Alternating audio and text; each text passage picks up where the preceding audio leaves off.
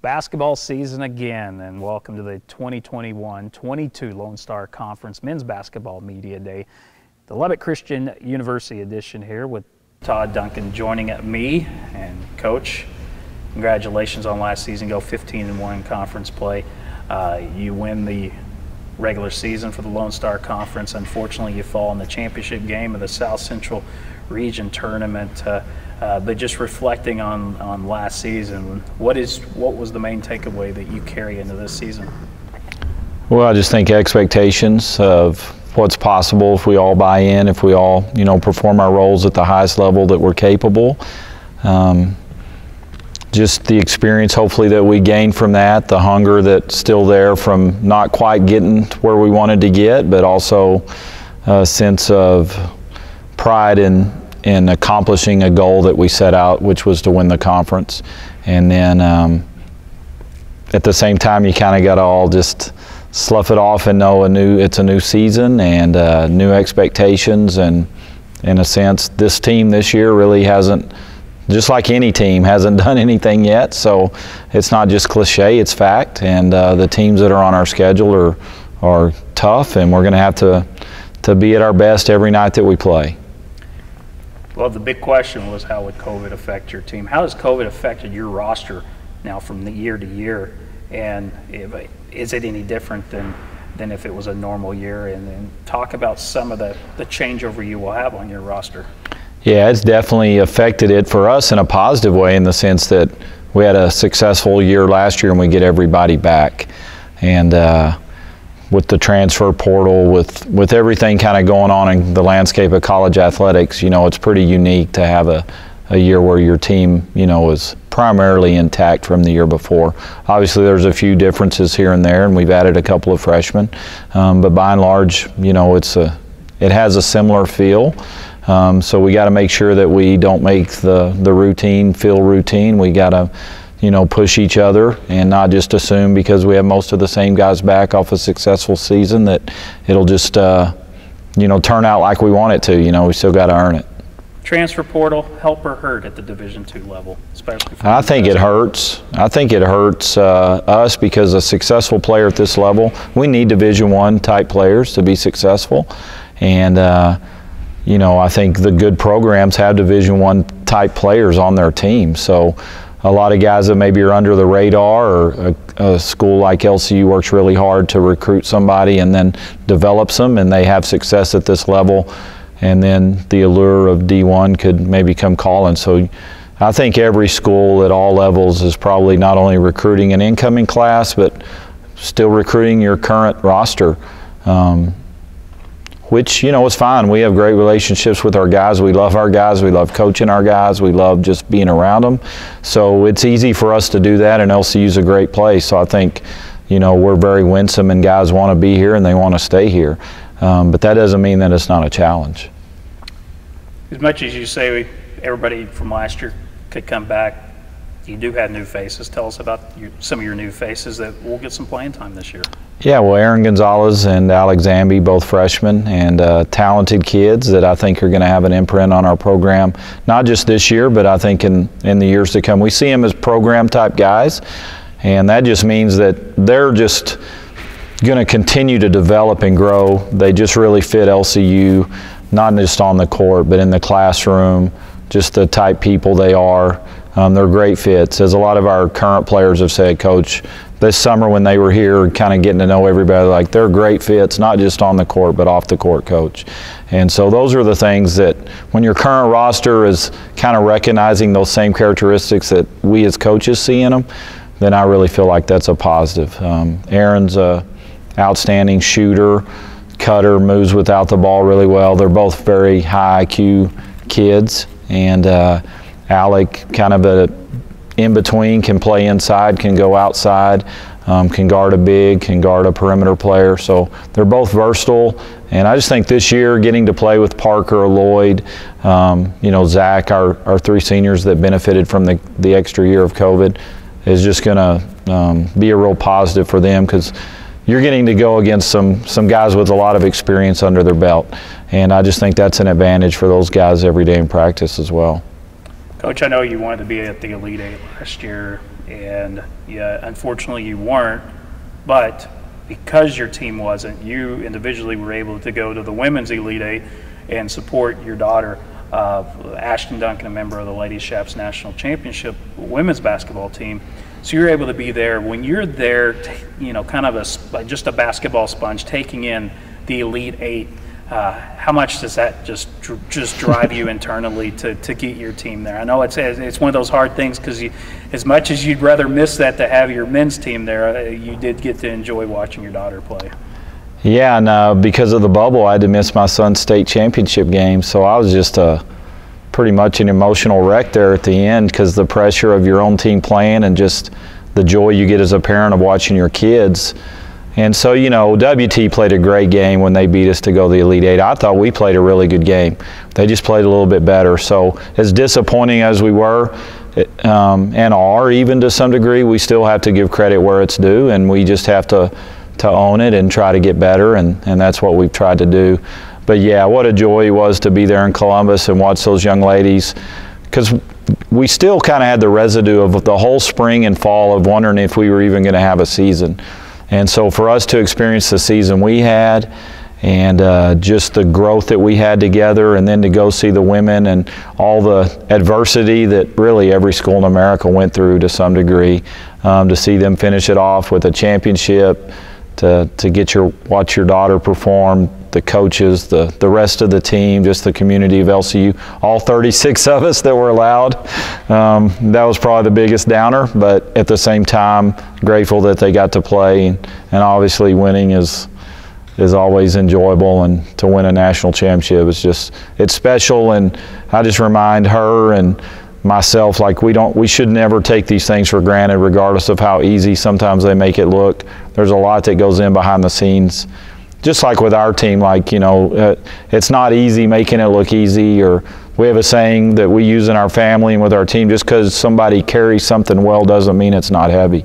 Like, sometimes it takes what it takes. You got to be willing to give it, and you got to be willing to go through whatever's in front of you. And so just embracing those challenges, and that's kind of what sports gives you, and that's the joy and the challenge of it. Or about the transition of one of your student athletes, Parker Hicks. I know a lot of the wins last year and a lot of the wins you expect to have this year are going to be due to the play of Parker Hicks. Talk about Parker as an individual. He's today being announced as the Lone Star Conference Preseason Player of the Year. Of course, he was the Player of the Year last year in the conference. So what has put him to that level to receive those accolades? Well, I think this little snapshot kind of tells you all you need to know. We lost to go to the Elite Eight. I get a text probably 2 hours after that from him saying, "Coach, you hold me to a higher standard next year. You push me. You don't let me off the hook. You do whatever it takes to get the most out of me. I want us to go further next year." And this is 2 hours. You know, all the awards, all tournament, whatever the accomplishments he had, and he had a bunch of them, were really secondary to what he wanted to accomplish as a team.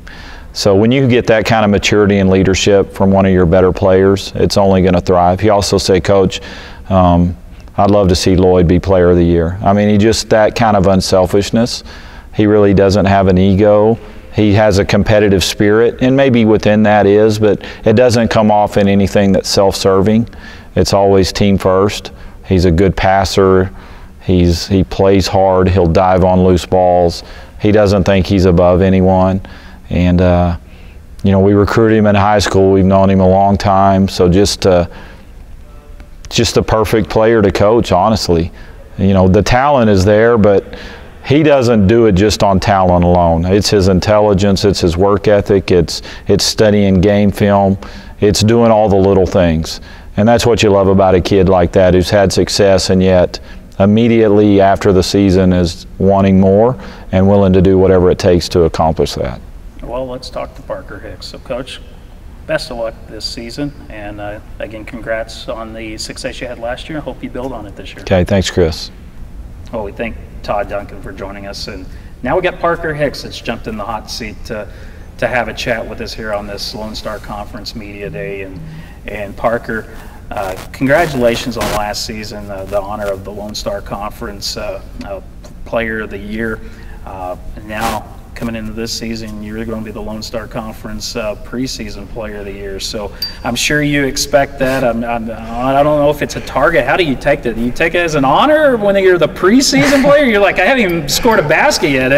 Is there pressure? How do you take that? Or do you take that as good, another honor? Let's move forward. I mean, I'm grateful. Obviously, I think it just shows a lot of respect from what we did as a team last year. And the only reason I believe I got it was because our team was successful, and I think that just shows a lot of respect to our team this year, being respected again, and all those individual stats really don't matter to me as long as the team wins. So, I mean, I'm obviously thankful and grateful for the honor, but I mean, I'm here to win and not get Player of the Year. So, well, there's a lot of folks that when LCU joined the Lone Star Conference, they, you know, how does a private school compete with the state school? You know, the school XYZ is our, you know, these schools have already controlled the conference. How's LCU going to make any headway? You're at Texas Tech. You're transferring to Lubbock Christian. Was any of that in your thought process? You know, what kind of sold you on transferring? And now that you have been able to capture a regular season conference title and receive the individual honor last year, you know, do you look back at what could be when you're making that decision to come to LCU? Yeah, so when I was transferring, the biggest thing was obviously I wanted to win. I had 2 successful years there, and then the second thing was I wanted to play. And I was just grateful Coach Duncan gave me the opportunity to come here, earn. I mean, I obviously had to come and earn and everything, but at the same time, he opened the door for me, and I knew the program was building. It was my first year here, was our first year in the Lone Star.